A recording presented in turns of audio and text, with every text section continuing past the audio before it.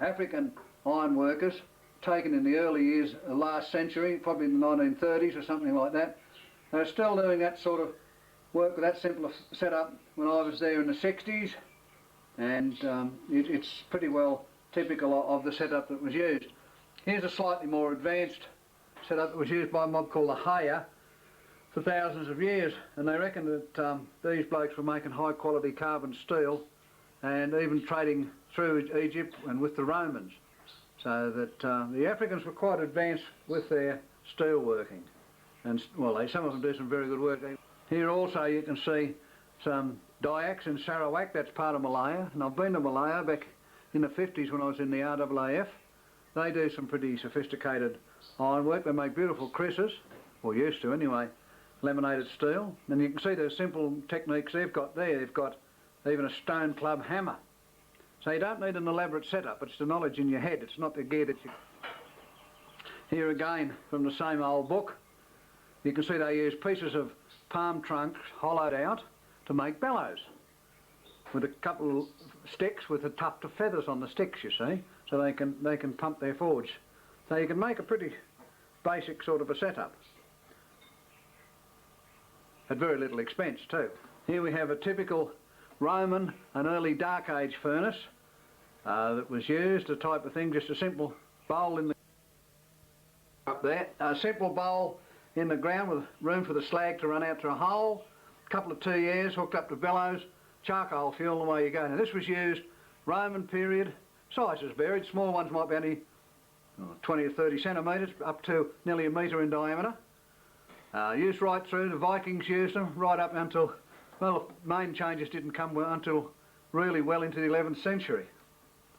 As you can see, you don't need a terribly elaborate setup, and they used to do some very elaborate work. There's an X-ray photograph of a Roman period sword, and it's got that pattern welding in it where they've twisted the rods together. So you've got quite elaborate work done in what was basically a pretty simple smithy. And as I say, with that system there would be used to smelt the bog iron, usually bog iron or limonite, into wrought iron, and also a similar small hearth like that would be used for the forming of the metal, the shaping. There's not a lot of difference between the smelting half and the working half. There's another close-up of typical Roman period swords, and you can see quite clearly in them the V-shaped or chevron pattern of this pattern welding that they did. And it was done with very, very simple equipment. There was another thing that didn't change for thousands of years, was the method of making fuel. They used charcoal as fuel. Occasionally some coal was used too. There's some indications the Romans did use coal. They made it in these pitsteads or beehive kilns, which was just a pile of cut logs covered with grass and then dirt to keep the air out so it would smoulder for days and make charcoal. We'll go into that a bit later on, but nothing much changed for thousands of years, and there are still places in England and the continent. Here we have something of great interest. This is a complete kit of Viking age blacksmiths' tools. You can see a small block anvil, tongs, various hammers, some shears, die plates for drawing wire, and chisels, and various other tools which are very similar to that is used today. In fact, smithing tools haven't changed basically since the Roman days. If a Roman's blacksmith or a Viking blacksmith could be shown how to turn the electric blower on, he'd be off and running. As I say, they had very small anvils, but they managed to do pretty good work. So, you know, you can kick, some even use a stone actually. In some languages the words stone and anvil are synonymous.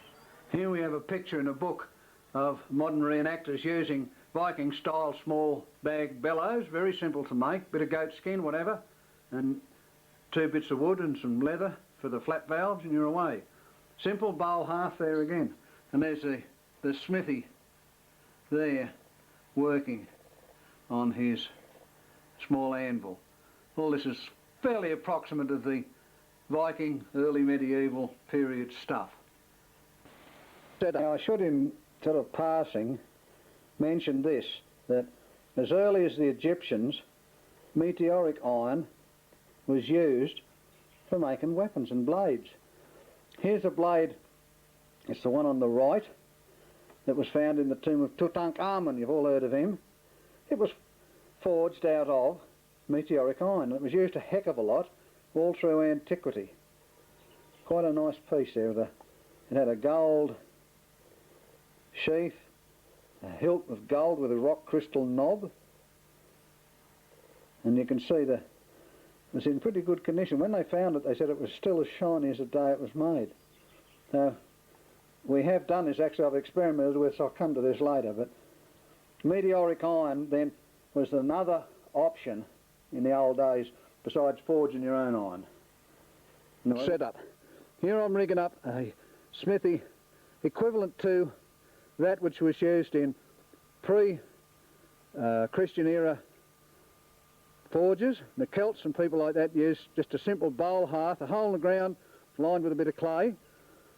This was used right up into the Viking period actually, only about 30-40 centimetres across. Very simple bellows, which I'll show you how they work. So you don't need very elaborate. Now you can see here a clay tuyere. This is made out of fire clay, which has been moulded, wet and then allowed to dry. This is what they used to use. The bellows plug into them. I put a few fire bricks around this temporary setup just to show you what you can use. You could use ordinary bricks, they will fuse, but they'll last a fair while. Ideally fire clay is good if you can get it. Experiment with clay out of creek beds, nice white clays usually. Go to a brickworks if there's any in the area, they'll usually supply you. Fire bricks, anything like that. So there's your basic setup. You can see the bellows. They're very simple single bellows, two of them leading together with a tin cone into that tuyere. And you've got a wood and leather system of flap valves. I'll sketch that out for you. It's very simple to make. Need a bit of light leather for the sides of the bellows. You'll see these not.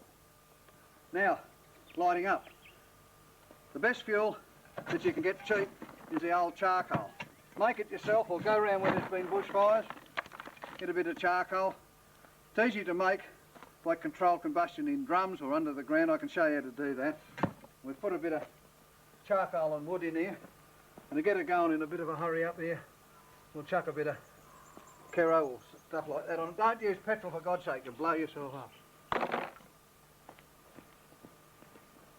Light him up.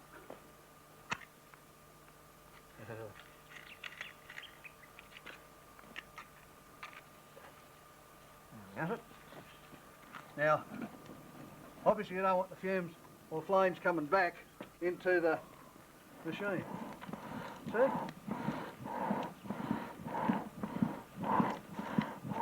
And what you do is you feed on little bits of charcoal into it.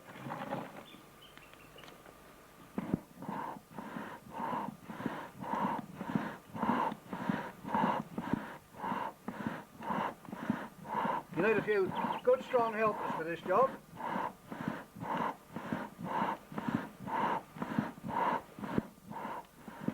Usually the bloke would sit down here. Of course this is going to take a few minutes to get a good head on, so you get it up to operating temperature. And if you look over there, you see there's a block of steel and a piece of wood and a couple of hammers. That's about all you need to start off with. The Celts and those people, Vikings, a little steel anvil, that's all they did, sometimes even smaller than that, set into a log of wood. This is just a temporary setup. I've got some video of other ones that I'll show you in a minute. Hammers, if you can't get a proper blacksmith's hammer, just those sort of bricky slumping hammers will do, or a good heavy ball paint hammer, about 2 kilo. Rolling. Right, now we're cheating a bit here. I have to admit to this because it's a cold bungle morning and I got arthritis. Pumping bellows is okay when you've got young fit blokes like you guys. So what you can do is what I use on my main forge is use the old Electrolux vacuum cleaner on the blown end, not the suck end. The Irishman did that and his fire disappeared it. You know, use a vacuum cleaner to smarten it up, or you can run the whole forge. Just use the hand bellows for displays where you want to look authentic. Now, if you're using a vacuum cleaner, it's all right to run it on full blast, but to get it going or for welding, what you'll need here is a control valve. It's a bit of wood the hose of the vacuum cleaner can fit into there, you see, and you've got a wooden slide. But we use it on full bore at the moment. So that's coming up lovely. I'll use the bellows again in a sec. And it's got a wooden slide with a hole in it. It goes through there so that the vacuum cleaner goes in there. A bit of steel tube comes out there which plugs into your forge. And that gives you that control, because normally when you're shaving metal you don't want it on full bore, of course.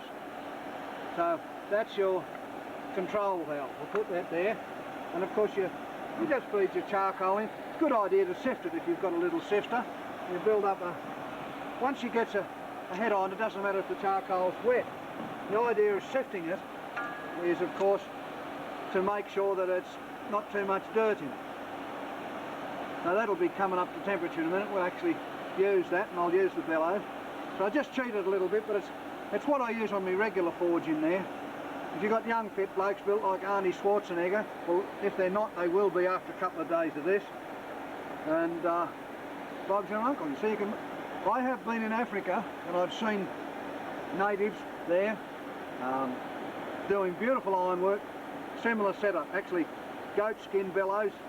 Also I've been in Malaya and I've seen the smiths there out in the bush forging really lovely krisses. For thousands of years man used nothing more elaborate than this, so there's no reason why you can't do it, right? No reason at all. A bit of fire clay and some bricks and you've got a lovely forge. Of course this is just a temporary setup. You would want to have it in a situation where your fellas can, you know, work it comfortably.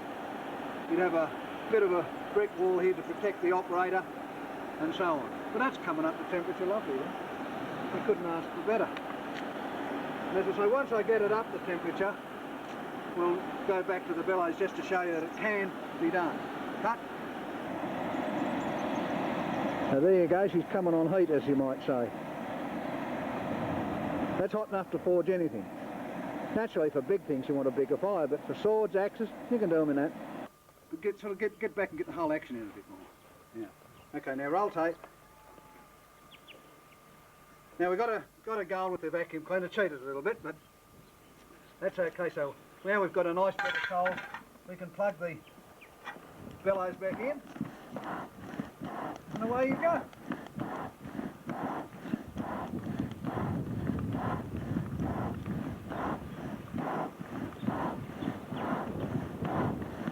She's nice and hot down there, so what we'll do is we'll stick a bit of iron in there just to get a bit warm. Normally you'd have offsider here. We'll put her in there, and away you go. Cut.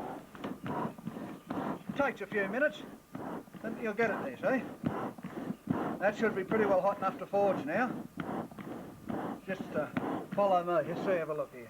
Oh there, they're lovely. See, I'll straighten that nice little bit out without any sort of elaborate equipment. That's as good as the old Romans or any of them buggers ever had. I mean, it's not much of a setup, but they forged swords, spears and axes and all that sort of stuff. And with a little bit better setup, that's just temporary for today, just to show you, you can see that it could be done. I'll heat that up again just to show you. Cut. Yeah. This is where you have a crew working, you see, because I've got to leave the bellows. Jimmy, like the sister who cleans. Oh. So you whack in a bit of the old charcoal there, sift it out, and back on the pumping, eh? What's this?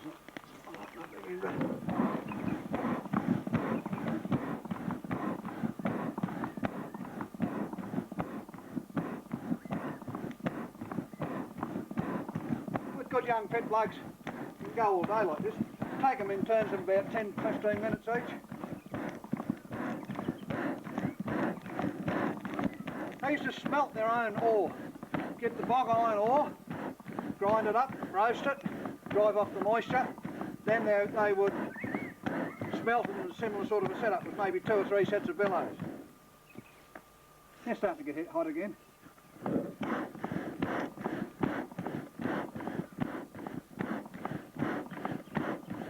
Nothing in the old days was quick. it all happened in its own due time, you see. They didn't have the concept of got to be done right now. Whatever time it took, that's the time it took. It took all day, took all day. So you've got to learn patience. As my mother used to say, patience is a virtue. Possess it if you can. Seldom in a woman and never in a man. Now you can start argument on that bucket. I haven't quite got it into the hottest part. But, oh, well there she is. Nice and hot. Actually I've melted a bit on the end of her. Come in close here, Dolly. Now they were drawing out a little point on her.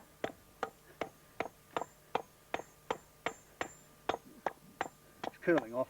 It's a terrible cold breeze here. It's about 5 or 6 degrees in the middle of winter. But anyway, I just done that to prove the point that you can do it. I'll show you some better footage on the end here. But as I say, there's no excuse for not being able to do it, because there, I'll just pull them fire bricks away from that. Now look at that. You can, the fire brick's glowing red hot. You can literally melt steel in a furnace like that, and that's how they used to make it.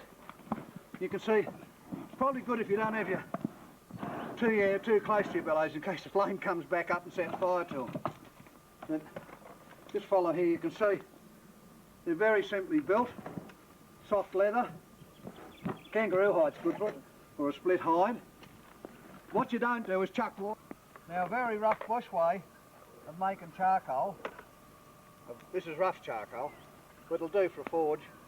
Just burn a windrow of wood, and when it gets to that nice bed of glowing coals, you start quenching it out. Now as I say, it's a pretty rough way of doing this, because you don't have a lot of control. But you will get usable charcoal. All you need is plenty of water. Okay, just follow me. It's handy if you do it next to a creek, see? Or a dam. Or if you're lucky and you've got a pump somewhere, you can, whatever.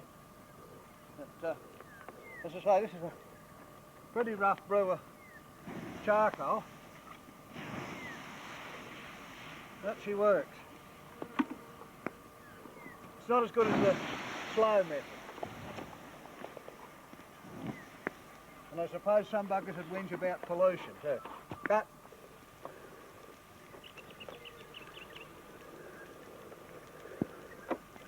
there you go, see? Usable charcoal. Hardwood's a bit. Of course it helps if you've got a little helper, you see. Pay one, or better still, marry one. So you just keep raking the fire out. You're getting the good charcoal. See the good charcoal there? The main thing, of course, is not to let it burn away to ash. If it goes white ash, you've lost it. So you've got to keep quenching it, but you will get quite a bit of usable charcoal this way. Not the best charcoal, but usable. The best charcoal's made in the old pit stead method. But, oh, this is terrible, isn't it?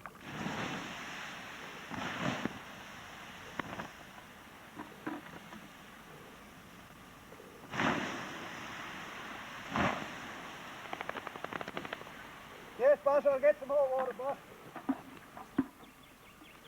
And make love elsewhere. Then you just keep this process up, burning and quenching.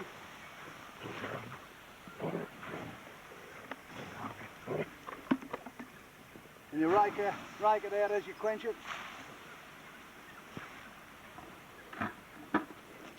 A bigger rake would help.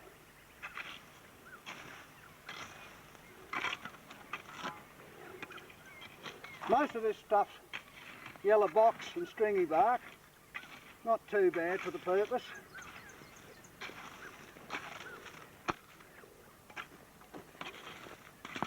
You get some reasonable big bits there, and if they break up, it's all the better. And this will have to be sifted to get any dirt out of it, you see.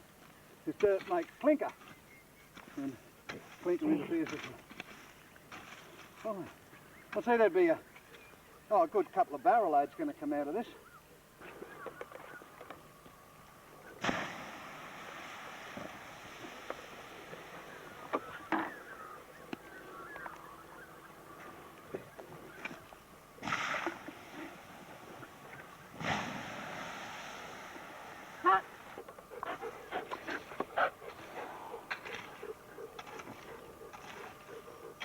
There's a fair bit of dirt gets in it, but it'll be pretty good. Well, there you are. We've got probably 3 or 4 barrel loads out of this. And there'll be more when these other big logs burn down.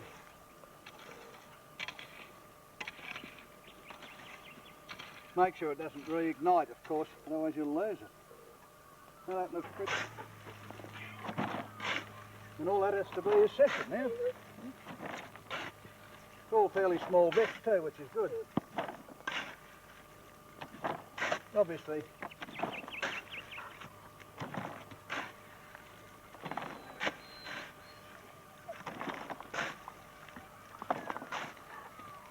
there's a bit of dirt in there, but that's what you sift it for, eh? But it's not bad. Well, there's nearly a barrel full in a few seconds. Good method. Set fire to a pile of logs, and when it's well alight, you shovel dirt over it, which is pretty much the same thing as they did in the Middle Ages with the meliere, or pitstead burnings as they call it, see? And the idea of that is, it's a controlling measure. It controls the amount of oxygen, you see. If it can't get the oxygen, or can't get enough oxygen to burst into flame, it'll just smoulder away for hours or days in the case of a big one. Something like this will go a day or so. And when you rake the dirt off, you've got charcoal. It's, as I say, it's just a variation on that theme. But the thing is, we'll show you the proper meliere method or pitstead method that was used in medieval Europe and is still in use in places in England today. Not many people do it, but most people use a metal retort to make charcoal now, a drum. But anyway, that'll smoulder away, and the end result, of course, will be charcoal. Right, that's it, I'm going to lunch.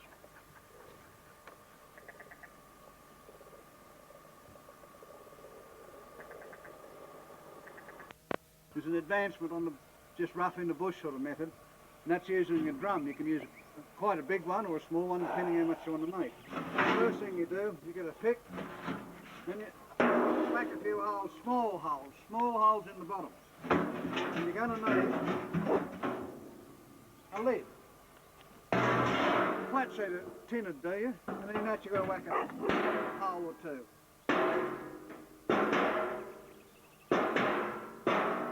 The idea of this is to allow limited combustion. Now, if it's not burning fast enough, it doesn't work properly, you have to put a couple more holes in it. If it's too fast, you put a brick over it or a stone over it, see? The lid wants to be reasonably, yeah, that's pretty good. Reasonably tight fitting. And the next thing you're going to need is a couple of barrel loads of wood. And a border collie and kelpie dog here. Or a blue cat, whatever, what are you? Anyway, cut your wood up into small bits so you can stack it neatly inside once you get it going. Wood, drum, matches, that's about all you're going to need. Right. Now you stack the wood to one side of it there a bit, because you've got to light the fire up close to the air holes. And then once you get it going, you finish stacking it. But you get a fair bit in beforehand, right? Now here we've stacked the wood in the drum, mostly to one side, not quite full. But the idea is, when you light the fire, it'll be down there, we're near the air hole, and when she gets good going, you finish stacking her up and put the lid on. Right now, get a few sticks off your local gum tree and hang them down the bottom there. Small sticks at first, of course, just like when you're going to boil your billy lighting a campfire. Break them up nice and small, because, you know, you've got to get a good little fire going first. Some of the big retorts they use for making charcoal commercially, but as big as water tanks, you know, 1,000-gallon tank size. We've got to get a good fire going in there. It's difficult to relight it if it ever goes out on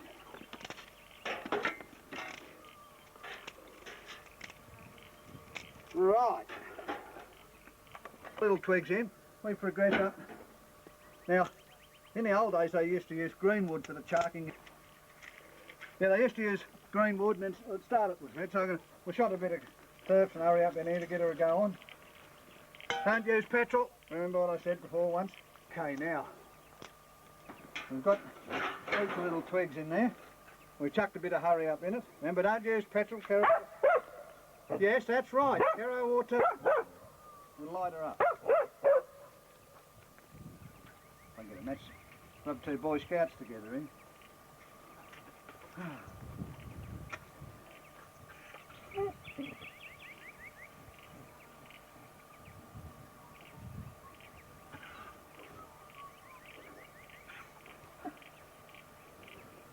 Yeah. Right. Right. Now there you go, she's off and running, see? Better get a good fire going before you add more. You feed in a few small bits of wood on top of that. Just like lighting the barbie. It's a good idea not to use a drum that's added chemicals in it or suffocate yourself in that way. Now just over here we've got to get more wood, see? My wife, I hold the lantern and she chops the wood. You start off with them small bits into that part of it, and then you can work in some more of the big chunky bits. But make sure it's good and proper alight.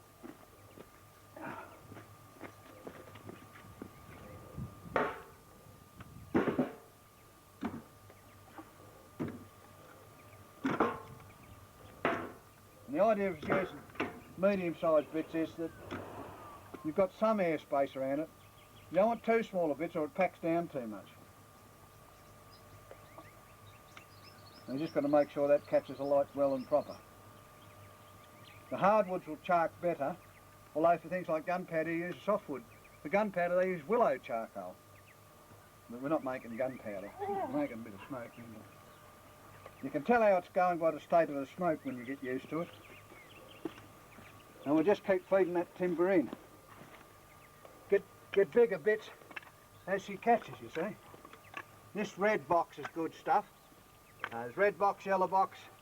Stringy bark's all right. It tends to make spitty sort of charcoal, but it's all right. It's a case of whatever you can get, I guess. Ah, well there you go. She's off like a old 38 fast loco, mate. Now we're just working. Whoa, Jesus! Thought I had to give up smoking. Put the wood in layers.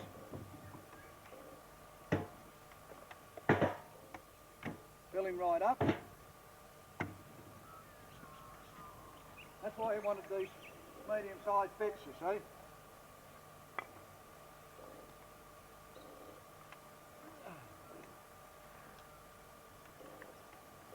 This will take a fair while to burn away.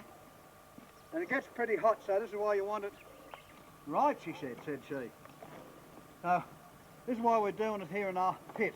This big pit could be used for charcoal burning. What you'd do, put old bits of steel across, like fill it full of wood, put some old iron bars or whatever across, or green tree trunks even, some galvanised iron or stringy bark, wet it, and then put in a heap of dirt over the top of it.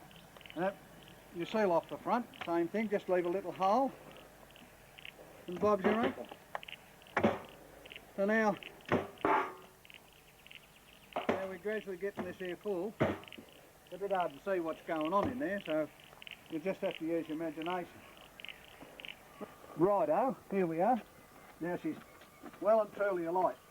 Now, as I said, I've packed a few holes in that for the lid. A couple of holes down the bottom there. You want to make sure it's not in a breeze. If there's a breeze blowing into the holes, it's going to fan it like bellows. You can always just get a flat rock and put that in front of it like that to regulate the flow. Same as this here. Brick, flat rock, anything you want on the top. Some rocks you've got to watch if they get up, they'll break. They'll go bang, like a bullet and fly off. Well, I'll just let that go for a few more minutes. And the beauty of me doing it here is, of course, we've got the water in this hole here. As I say, doing it near a creek or something's all right. I think that's pretty well alight now. We'll give another 5 or so minutes, then I'll put the lid on. Because obviously you don't want to lose too much to to ash, like. You'll lose a certain amount, not 100%. Woo, get us give up smoking, I think. All right, we'll wait for a few minutes and I'll...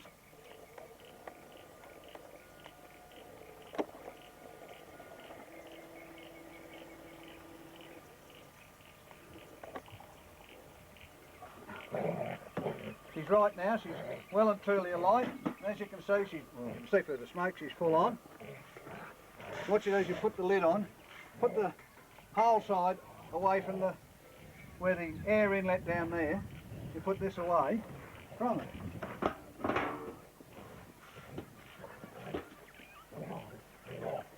That's all you need to do, except weight her down with some rocks. A few rocks from here and there. We're never short of a rock up there in the scrub. And that makes sure it don't blow off.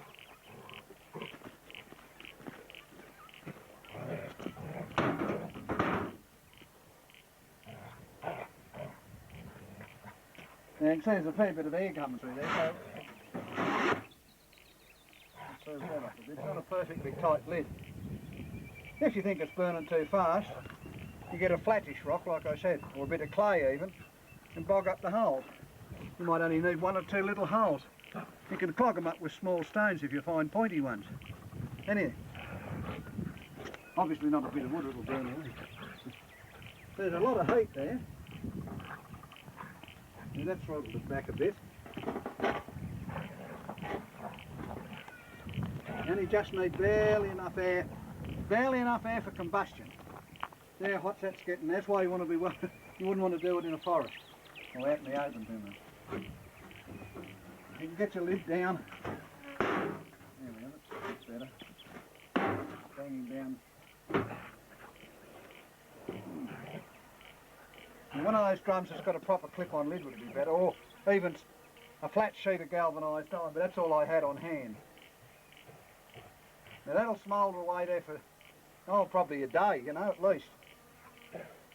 And we'll come back and see how she went. Sometimes, well, you get a little bit of charcoal and a lot of ash, but if it works properly, you'll have a nice drum full of usable charcoal. There's two full wheelbarrows of wood went into that. So hopefully you'll get at least 1.5 usable barrels of wood. Right. See? Hang on. Oh, what's it doing? Yeah. Righto, we'll have a look in there. We'll show the customers how this is working, eh? This is late in the afternoon, as you can see by the sun coming in from the angle. I need to watch in the bush. Look there, that's what time it is. Okay, we'll see how this is charking. It's still smouldering. Oh, lovely, look. Now look at that. You can see how it's gradually turning into charcoal. By the slow distillation of the coal tars out of it. And if you look here, the black shit, that's creosote, what you paint on wood to preserve it. And this is what they do in commercial situations. So she's well underway. She's still burning, and take her, as I say, overnight, might take into the next day. 3 8 hours approximately into the burn, and there she is. What do we got? Ooh, charcoal. Yeah, nice black. Be better down towards the bottom of it. As soon as you take the lid off, she bursts into flames. So what you've got to do is stop that. You can see the flames coming off. Well, that means that you're going to lose charcoal. So we'll put that back on. So what I'll do is I'll quench it out. Right? And now we'll see what.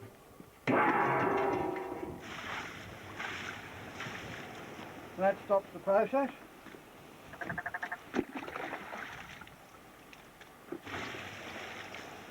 Water runs out the bottom.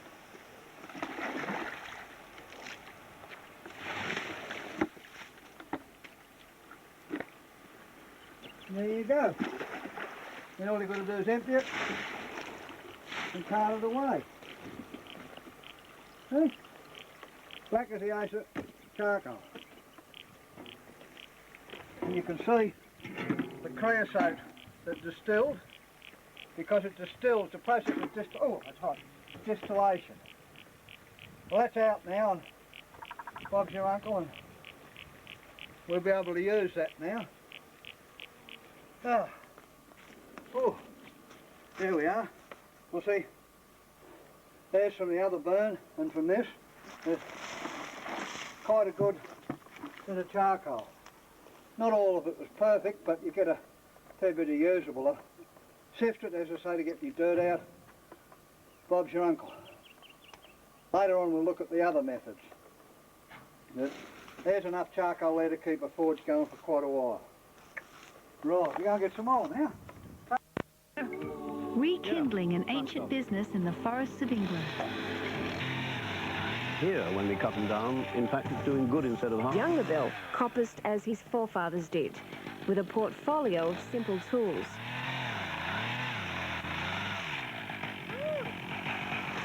Coppicing is a selective cull which speeds the growth of the forest. Within a season of Bill's passing, life will return, sprouting from the stools of oak and sycamore and hazel. This will make good charcoal? It will make good charcoal.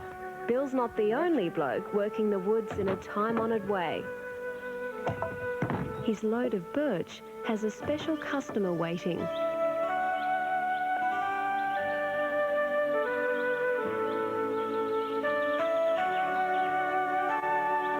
Not too long ago, the area was alive with charcoalers.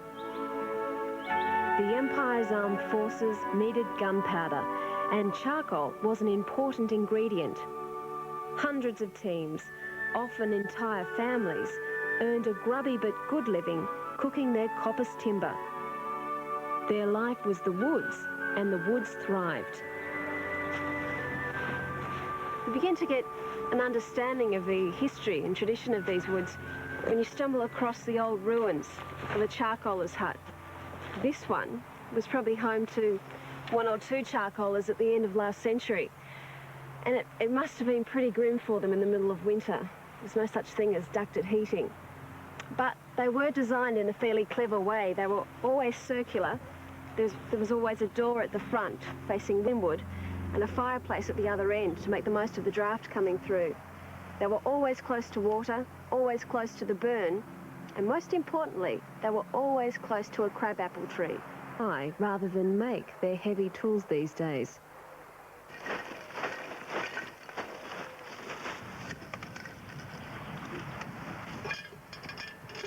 But otherwise, the lifestyle is just as it used to be.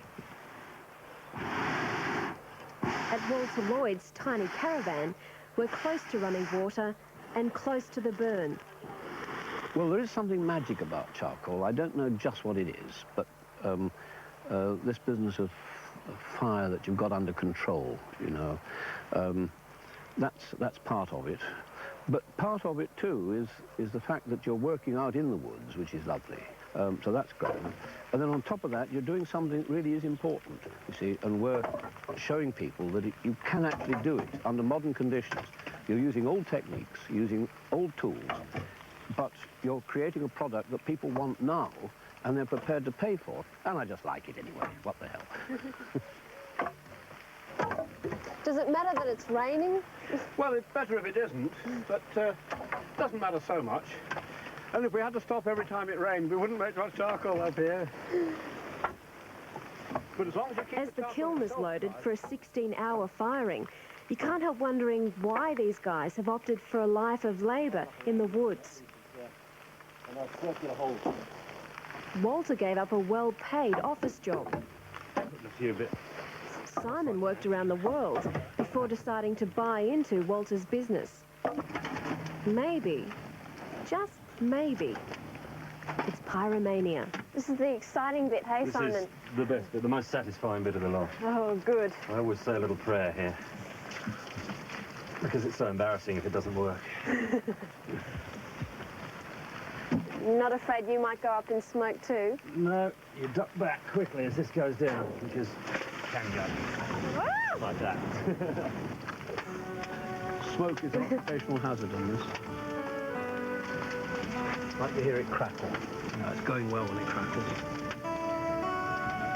After a few mesmerising moments around the kiln, you begin to understand. It's the raw simplicity of charcoaling and the satisfaction of knowing history is being kept alive.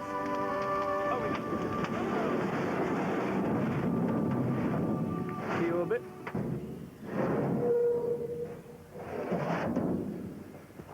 Ah, look at that. There's some good lumps in there.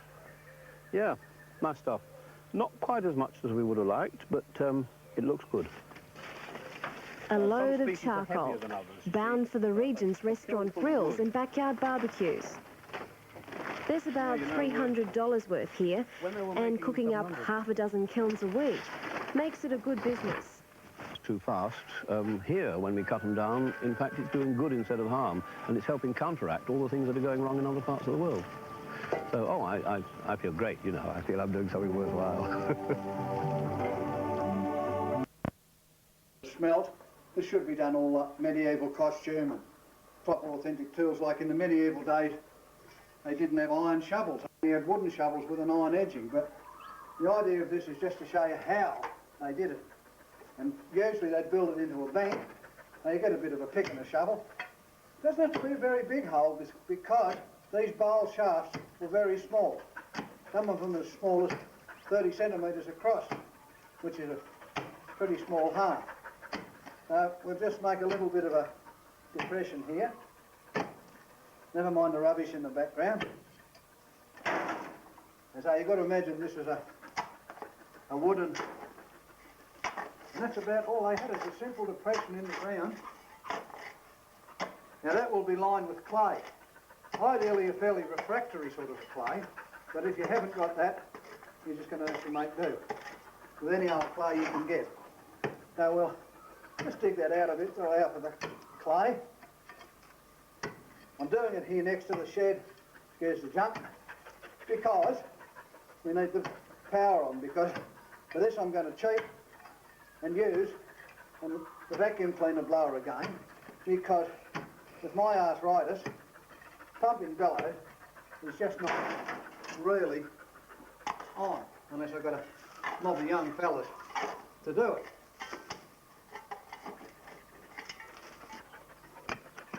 Now, is this what they call it? A bowl hearth, right? This will be a rough type of shaft furnace. Now, what they'd do for a shaft furnace is they'd get clay and plaster it around a piece of hollow log. And that would then burn away when they fired it to make the furnace. Now, that will be lined with a bit of clay, and we've got to have an in pipe for the 2-yaw to come in, and also a slag outlet and run off for the slag, which we'll put in there. And just a second, I'll show you a cunning way, a modern way. If you haven't got a hollow log, big bit of cardboard tube. And the idea is here, you would plaster that round with clay, and when it dries, you light the fire in it, and it burns it away and leaves the clay. The slag runs out here, you've got the air blast coming in there, preferably two. And this system, as I say, was used right from the Roman or pre-Roman period, Iron Age, right well into the Viking period. Some of the shaft furnaces were bloody quite tall, you know. They call them a Stachhofen in German, and they'd face them in the prevailing wind, and the wind would blow through a hole in. The next thing you've got to do, of course, is get a bit of clay. Ideally, fire clay, refractory clay you can get for brickworks. But if you can't do that, do what the ancients did from your friendly local creek bank. Now, the whiter the clay usually, the better it will be. This has got a lot of rubbish in with it, but if you scratch around, no dog, the assistant wants to play ballies. But this stuff will do at a pinch, because it's a question of having to make do. You can always line it with a bit of stuff. Once you just poke around in. Also, these creeks, there actually can be a source of the bog iron ore that you would want to use. There's a clay there. It's pretty rough clay, but it's got a lot of vegetable matter in it, you see. But it'll do the trick. Now we'll get a couple of bucketfuls of this stuff. The whiter the clay, generally the better, of course. And this has got all vegetable matter in it. But this isn't a big clay country up here. Now you just have to trust a pot. Not real good clay, but it's better than absolutely nothing, of course. Now we just, while it's plastic, we line the bowl.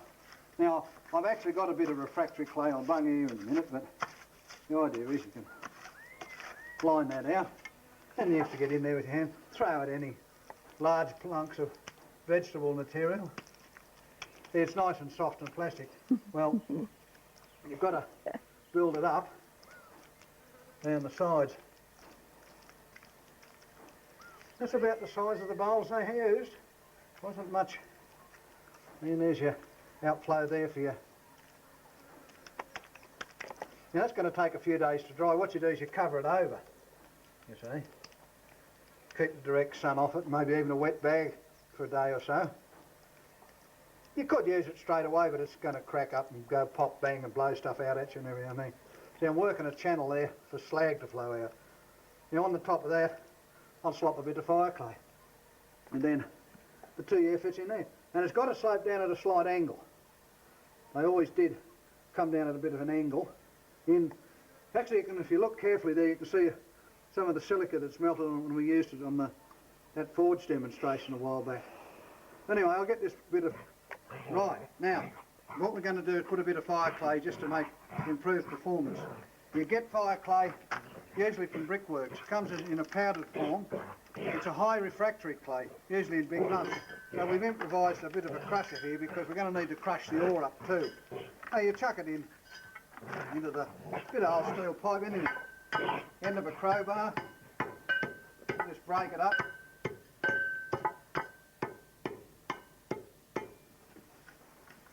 Keep chucking that in there, and then you mix that up with water to a nice consistency. If you want to be really technical, you could sieve it, anything like that. Right. It's cut. Now, if you look in here, you'll see I'm mixing that up, and it's starting to slag up already into a nice...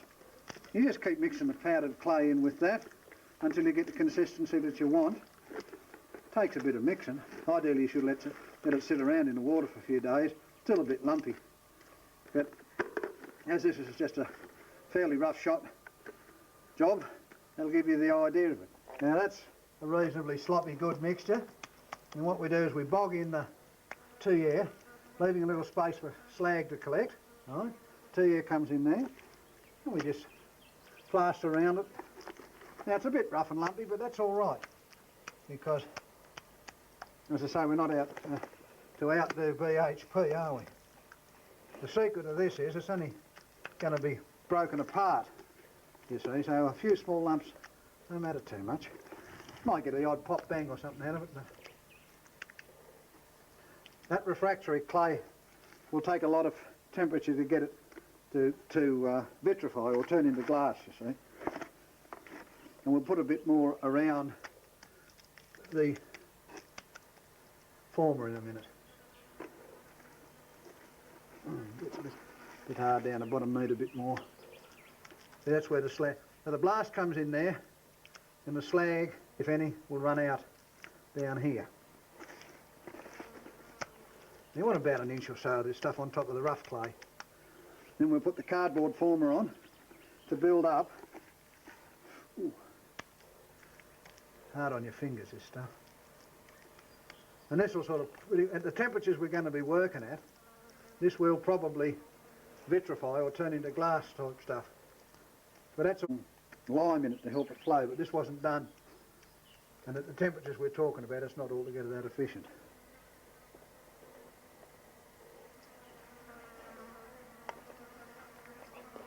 Eh? I said yes. Oh, I didn't hear you say yes. Right, okay. Now we've taken our bit of cardboard, cut a chunk out of it there. Now we place a hole in the cardboard over where the air comes into it, right? And when we smooth that around inside, so that you've got a nice smooth surface for the slag to run downhill. Just stroke it out with your fingers. And then I've bogged up some more of this clay here. The proper word is puddled. I have puddled up some of the clay. And we pack that in around it now. It doesn't do your hands a lot of good, but anyway. And then we'll put over the top of that again some of the rough clay further up it, you see, because you need a fair bit. And as fire clay generally tends to be not cheap,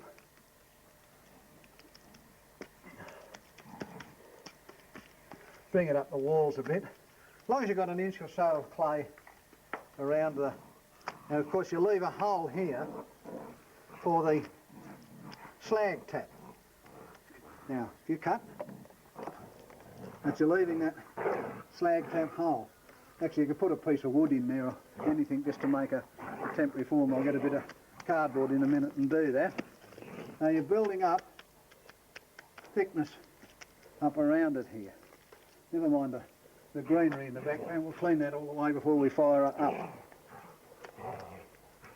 Now we're going to have a sort of a mini shaft furnace, as they would call it. Cut. Rolling. Right. The bit of cardboard I tore out of there is actually ideal for this purpose. You can just put that over where you want to bog up for the slag tap, see? Because you don't want it to collapse over it. And that's pretty important that you do that, because that's one of the ways the impurities get out. They flow out. The silica in the wrought iron flows out. And then we just slop that all up there. Lovely. Now what I'm doing here is I'm mixing some of the rough riverbank yellow clay, which has got a lot of vegetable matter and sand and things in it, but I'm mixing it in with what's left of the refractory clay, making a tutti frutti, which for the higher reaches of it, you see, won't matter so much. So we've mixed that all up together. Follow me there and you can see we're bogging up around the sides. Doesn't have to come up too far, but a reasonable height. You could pack a bit of straw in with it actually to make it stick better. We just, as I say, some of the later European ones were quite big, up to 3 or 4 feet tall, called a Stuckhoffen, a shaft furnace.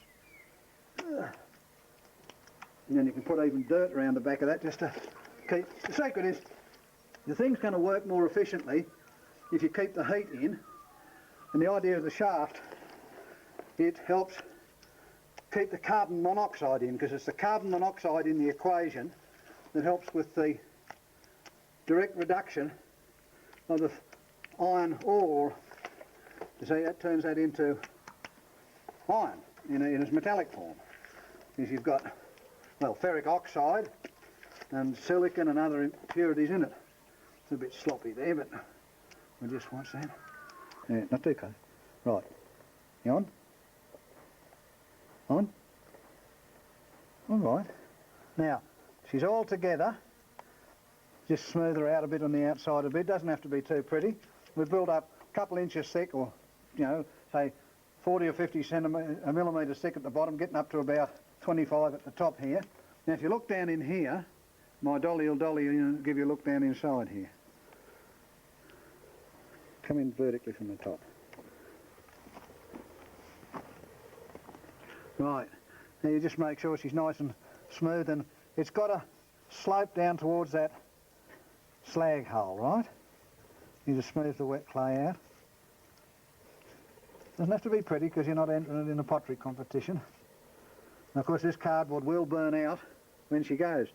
Some of them, they brought it right over into a dome and just left a very small hole. That increases the amount of carbon monoxide in it.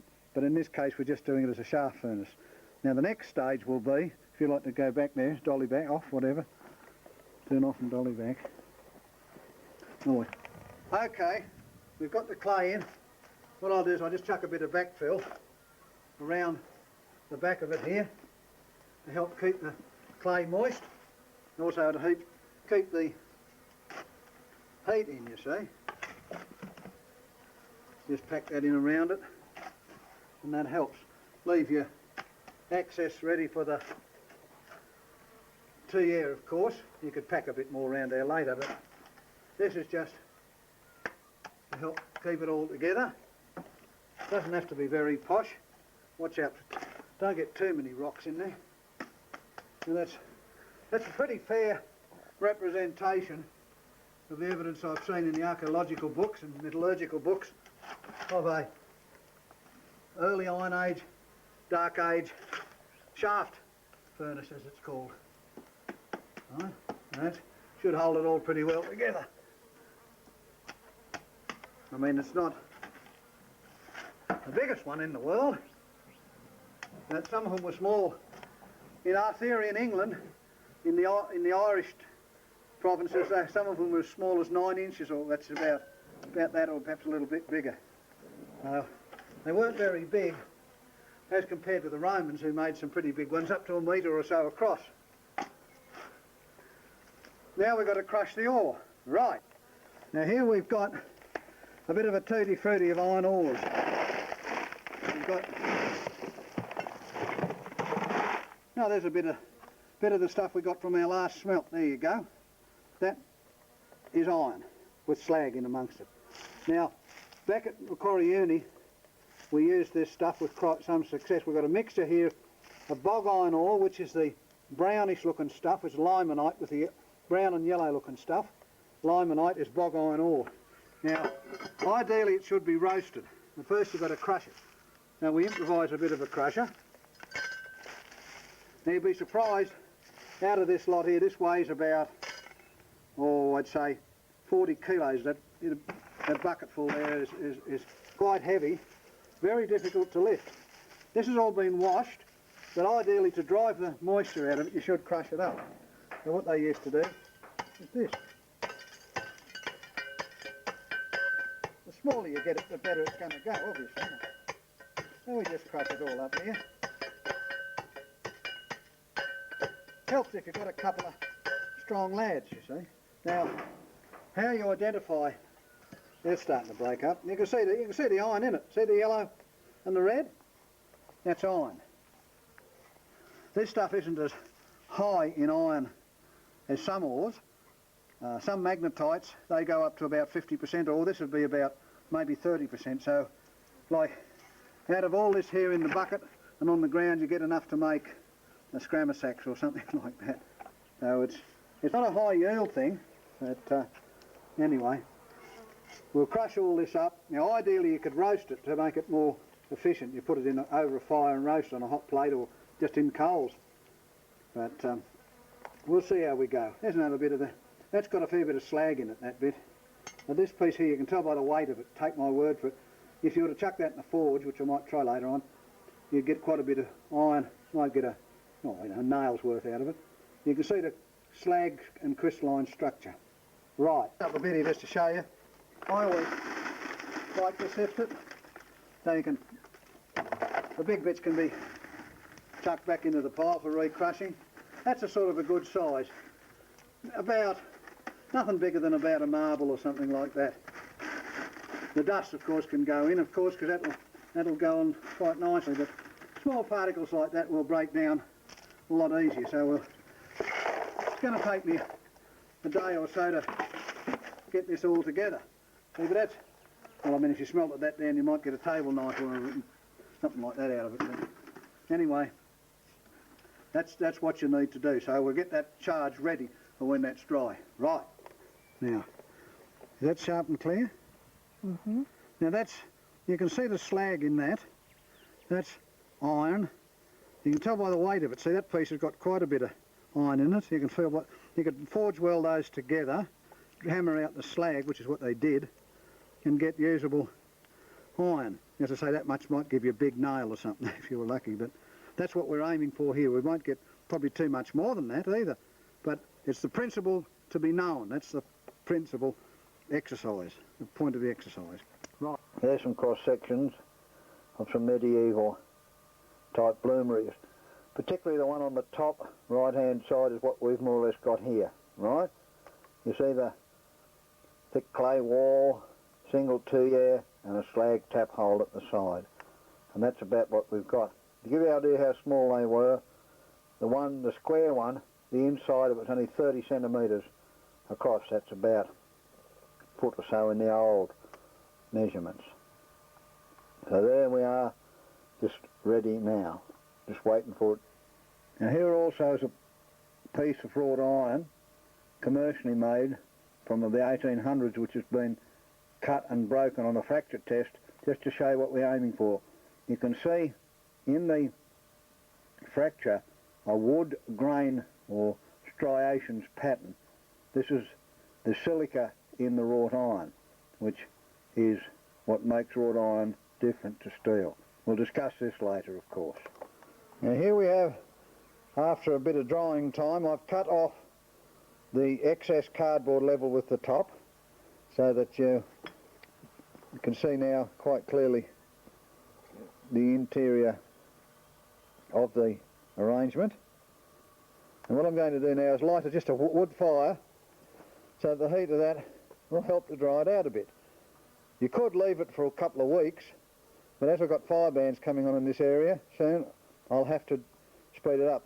They may well have done something similar, because obviously sitting around for weeks waiting for it to dry isn't practical. Now here we have bellows just roughly set up to give you an idea of how it would be operated. The operator could sit here and operate the bellows thusly. But as I say, we'll probably have to cheat and use the electric blower because I'm on my own. Burning away there, that'll gradually dry out, just a gentle fire. We want to rev it up.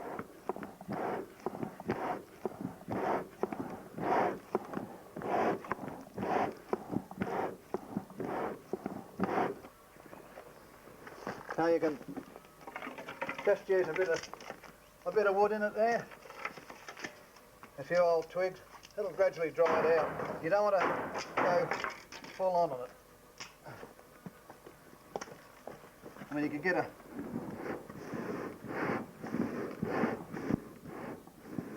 real rip roar going.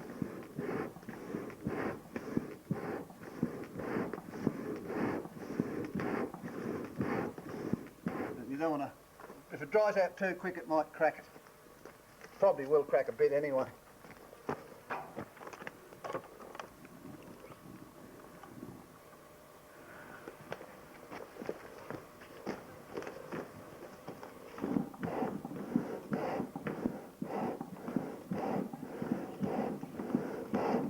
There you go. Why? And actually probably, yes, still damp out here though, you see.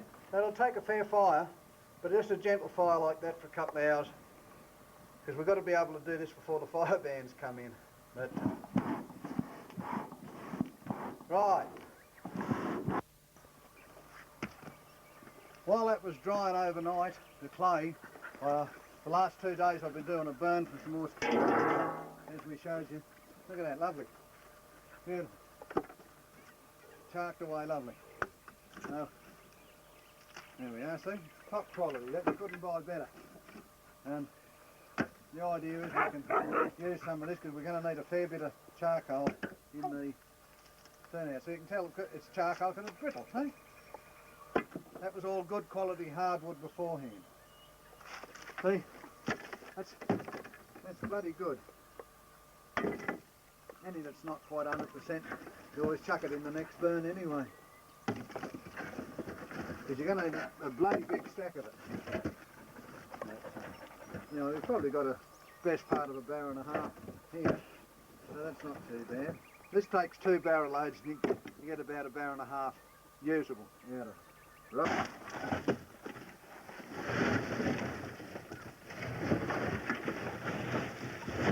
Yeah. Look at that. Charcoal.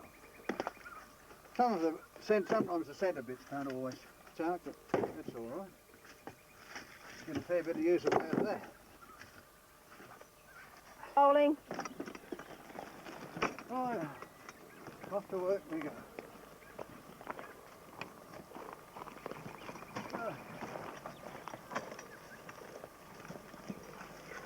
Nothing like the crack of dawn, the dew on the grass, eh? And we're off and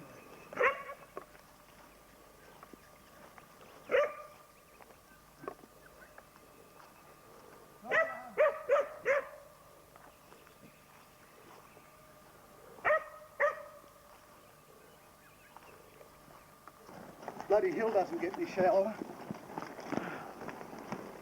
Right.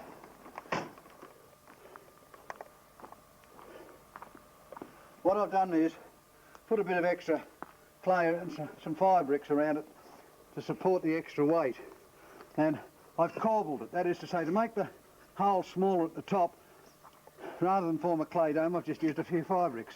You put the charge in there. You see? She's all dried out. This part's here still a bit damp, but the inside's as dry as anything. So that's where we'll start. Just get a few twigs, eh, down the hole, and we get a bit of the old hurry up. Remember, never use petrol, only a bit of kero or something like that. If we didn't have petrol, didn't have kero, you could just light a little bit of paper, a bit of bark. I suppose they would have used a bit of teased out bark or something in the old days. There we are. Got the vacuum cleaner over here plugged in, all ready to go. We've got a control valve, of course. We'll get that to go. A few bits of wood. There's always little bits of rejects in with the charcoal.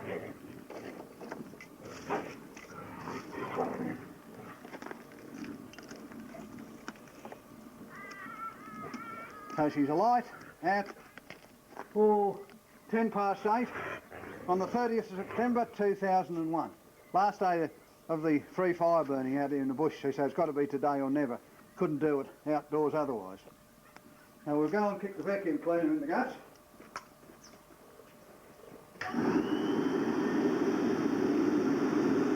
That gives her a bit of hurry up.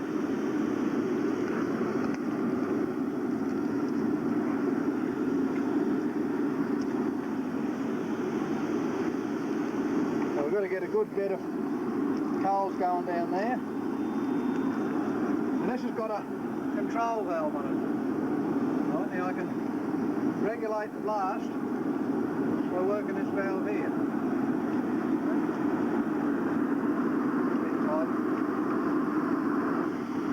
It's also got a control on here. Now if I open that up, you can control how much blast you get. Now theoretically, this one vacuum cleaner should be pretty well about equal to 2 sets of bellows in air output. Now, she's off and running down there. And what we do is we feed in a bit of the old charcoal. Always, once you get going, it's a good idea to sieve the dirt out of it, even if it looks clean. Pick out any rocks or anything like that. Tip her in there. Now she's well on, we'll corbel this back up again, see? The idea of this is to increase the volume of carbon monoxide in the furnace. And then you can start, from now on it'll be layers of iron ore and layers of charcoal. There's probably about 15-20 kilos there. Give him a shake.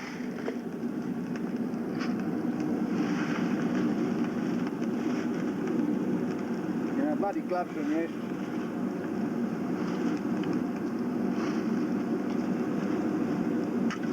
Now this should take probably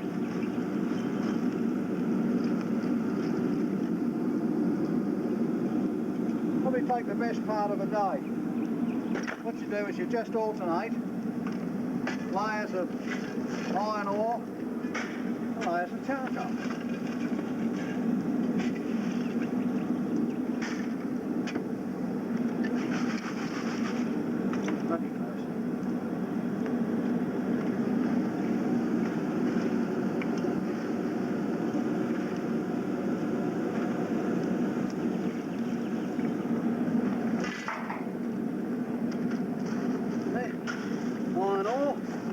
Nicely crushed down. Now it should be roasted really, but it wasn't always. So we're within the parameters. I know we're within the parameters of existing iron age practice.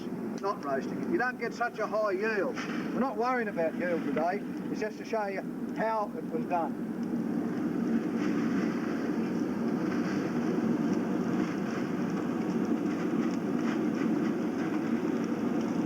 Now I'm going to up the blast.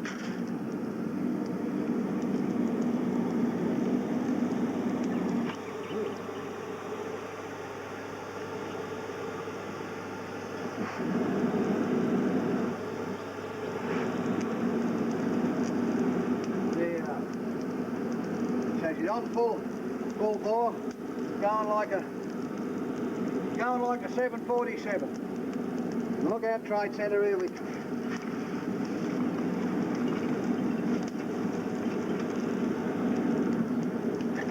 Now this is going to take hours and hours and hours, so we'll just cut in and out over the day to show you how we're going. We'll probably use this all up a bit more besides.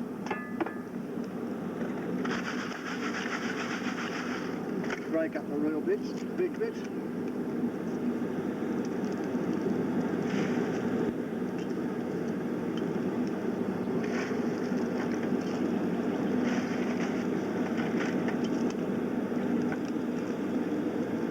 As she settles down, you can add more to it, see? And it's a good idea here to have a bit of a stir and stick to level it all out. And if you want to really increase the efficiency, you can make that hole as small as you like. On the big blast furnaces at Newcastle, you've got like a cone arrangement. It's adjustable. Now you just got to let that get up to working temperature and just keep adding stuff. Right. That's it. There she is, going full speed. Like a ripper. You can see it down there. She's well underway now. We're just going to check the slag tap hole here. Oh yeah, look. She's going all right.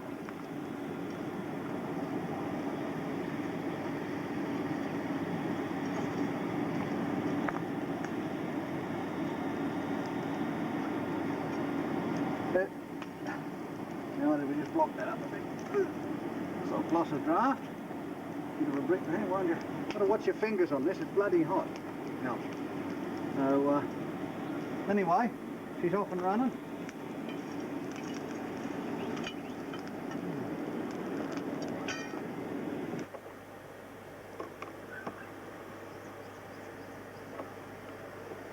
Now how's she going there? Like, oh yes, it's going like a bloody plane on fire. We're just about down to the end of the iron ore, down to the dust, or whatever. So you go alternate layers, you see. That's a few blobs of charcoal. And we're well into it. She's been going a couple of hours now. I'll get Jackie here some gloves. Bit of dirt, never hurt anybody. I should imagine the old boys in the old days got pretty grubby doing this. I tell you what, at night she'd be spectacular. There'd be a pillar of fire up there. Matter of fact, I had to trim back the trees and the grass and everything. This is right on the verge of bushfire season. It's 1st of October tomorrow, and we can't afford to take any chances. I better have a bit of a poke up the blowhole here, see if we get any slag out.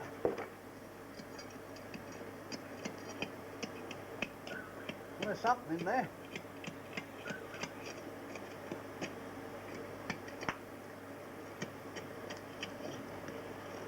Something hard up there, huh? Whether it's iron or slag or what, we'll have to wait and see. Whoa, that's hot. Ouch. Right, there we go.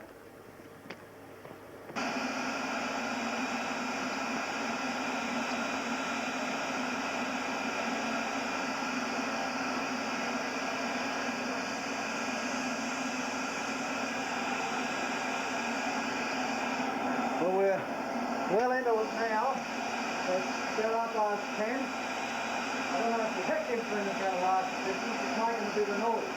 But we've got a silver fire here. You can tell it really well.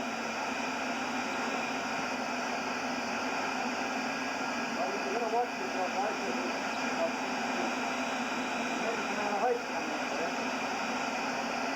Hopefully the reduction will be on the way. We get a bit of flag coming out here, so something's going on. We get a bit of close up. So the stripe is filling the flag. But of course the flag doesn't always run out freely. It stays with the line, and where you've got a hammer to walk. Only a walk forward. Got dragged out of the slag hole. Won't get a lot, but it's there.